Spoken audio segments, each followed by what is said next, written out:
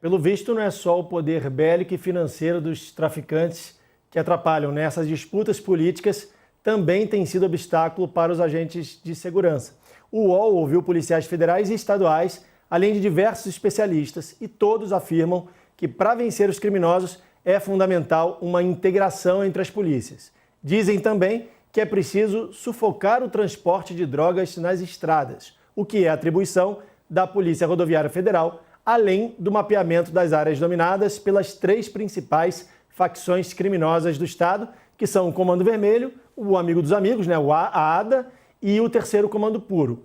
O diretor de estratégias da Federação Nacional dos Policiais Federais, Flávio Werneck, defende o fortalecimento de um órgão blindado de vazamentos. E aí eu queria passar para vocês esse questionamento, começando aqui pelo Leandro. Leandro, é possível ter um órgão blindado de vazamentos hoje em dia, na era da informação, com toda a internet digitalizada, todas as informações digitalizadas, todo mundo tem acesso à informação hoje e muita informação. É possível isso? Veja, Leandro, se é possível é bem complicado, né? Mas que é desejável, sem dúvida nenhuma é. E eu acho que essa coordenação das quais os especialistas falam, ela é urgente, ela já está mais do que dita aí, já está mais do que vocalizada aí por diversos especialistas na área da segurança pública. É preciso que o governo federal, e não estou falando desse, mas esse agora está ocupando aí o cargo, assuma a responsabilidade de coordenar a segurança pública. A gente já viu que esse modelo que nós deixamos na mão dos estados para lidar com segurança pública, ele é um modelo que não deu certo pós-constituinte, é um modelo que a gente tem colhido aí reveses na segurança pública. Então a gente precisa repensar esse modelo, e eu acho que o repensar esse modelo não pode cair nem numa truculência esposada por uma extrema-direita e nem numa inoperância esposada por alguns que dizem que é só uma questão de resolver desigualdade social no longo prazo que a gente resolve segurança pública. Alguns de esquerda vocalizam essa visão. Acho que a gente precisa equacionar uma visão estratégica que não vá a nenhum desses dois lados, mas que mire exatamente nessa questão de coordenação, de inteligência, né? Esse eu acho que é o momento correto para a gente repensar nossas instituições de segurança pública. E aí sim construir instituições que, se não são capazes de segurar dados assim de vazamento de uma forma bastante eficaz ou desejável que a gente espera, que pelo menos pretenda isso, porque já desde um tempo a gente tem assistido vazamentos seletivos em operações da Polícia Federal, por exemplo, que tem colorações políticas de lado A ou de lado B, e a gente sabe que isso acaba caindo sempre numa escalada de politização que não ajuda ninguém. Então, se a gente não consegue fazer isso, que pelo menos a gente dê um primeiro passo tentando. Acho que não é desculpa a dificuldade que a gente tem hoje na área da informação que a gente não pretenda criar esse tipo de instituição e, sobretudo, repetindo, criar esse tipo de coordenação. Não dá mais para deixar na mão dos entes federados, com suas questões políticas, com suas questões de dificuldades, às vezes, financeiras, dependendo do tamanho do Estado, dependendo do tamanho da unidade federativa, que a gente tem aí, fica à mercê do avanço da criminalidade. Se o crime é organizado, o Estado também precisa se organizar, e eu acho que a gente está em falta com isso. Professor Aldo, já se fala há muito tempo nessa atuação conjunta das polícias, civil, militar, federal, enfim, Polícia Rodoviária Federal. Essas operações acontecem no Rio de Janeiro há mais de 40 anos. E até hoje não se vê uma atuação conjunta e rápida das polícias. Na sua opinião, como é que poderia ser essa integração entre as polícias? Qual o papel de cada polícia nessa atuação contra o crime organizado? Já que todas têm um papel de inteligência, tem um setor de inteligência, enfim. Eu concordo com aquilo que o professor Constantino falou. Agora veja o seguinte, quer dizer, aqui em São Paulo foi feita uma operação conjunta. Então, o governo investe numa PEC. Eu acho que sempre que se pode melhorar a legislação, ótimo, mas a ação ela não pode depender da melhoria da legislação, porque eu entendo que há legislação suficiente para que essas operações conjuntas possam ocorrer, e também penso que há legislação suficiente para que a Polícia Federal, a Receita Federal, o COAF e a Polícia Rodoviária Federal atuem mais incisivamente contra as organizações criminosas.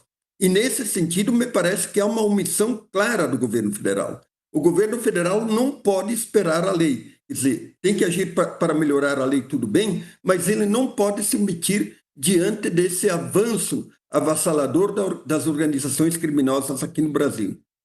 O coronel reformado José Vicente, que foi ouvido pelo UOL, falou em controle de acesso nas comunidades. Então, assim, cada pessoa ouvida pelo UOL tentou dar uma solução diferente para esse problema.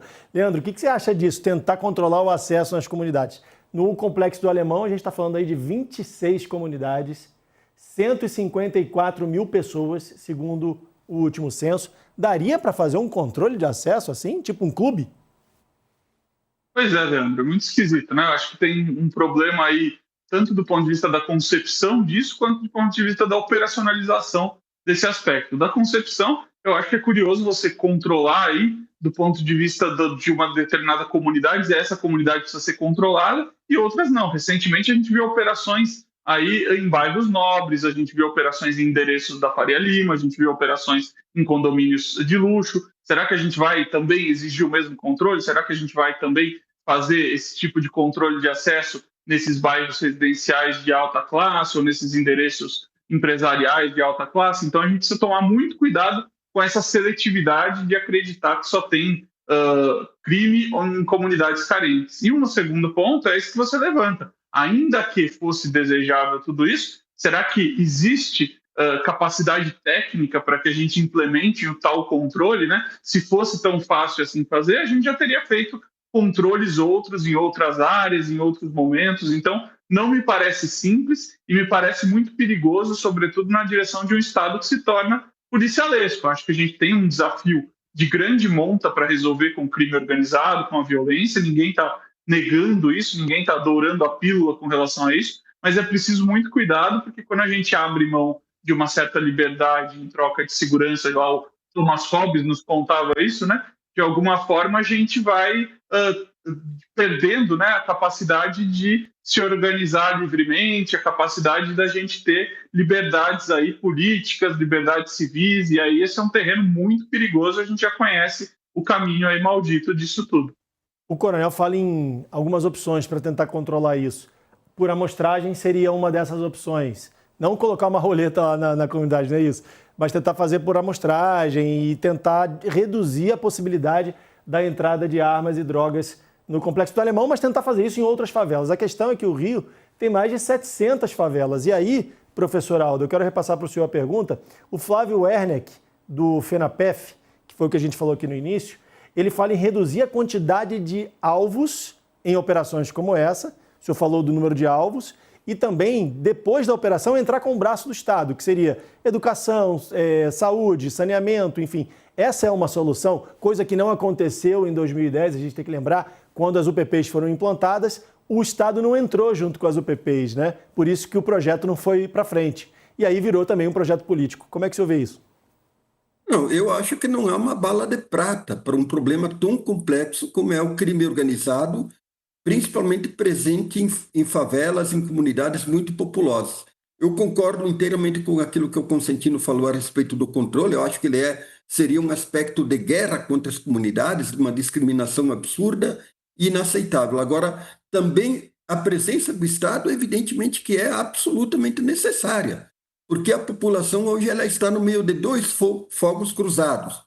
O fogo cruzado dos bandidos e o fogo cruzado do Estado, que também é um Estado bandido. Quer dizer, veja o seguinte, depois daquilo que aconteceu na terça para quarta-feira, anteontem foi morta uma mulher na linha vermelha, na linha amarela. Quer dizer, então a violência continua. E, aliás, numa das pesquisas que foram feitas, mais de 60% da população acha que essa ação das favelas, essa ação que resultou na morte de 121 pessoas, não vai trazer mais segurança, vai trazer mais insegurança. Então, a população, em certa medida, sabe o que está acontecendo e não tem uma solução mágica. Então, presença do Estado nas comunidades, políticas sociais, políticas de reurbanização das favelas. Quer dizer, o mínimo de apoio de políticas públicas e de bem-estar é absolutamente necessário, assim como são necessárias ações policiais de inteligência, de foco principalmente nas lideranças, porque veja o seguinte, Leandro, Nos vídeos do Ministério Público que mostraram toda a preparação da ação, quer dizer, você mostrava lá onde o pessoal, os líderes do Comando Vermelho moravam.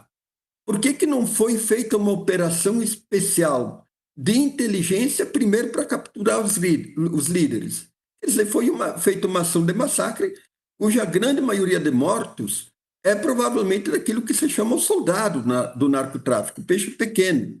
E a grande maioria dos líderes se escapou. No entanto, quer dizer, a polícia tem todas as condições de fazer operações de inteligência, operações especiais, para capturar os líderes das facções criminosas. Isso, de forma, uma omissão clara, a polícia não faz. A polícia teria que dizer por que ela não prende os líderes quando você sabe onde os líderes moram.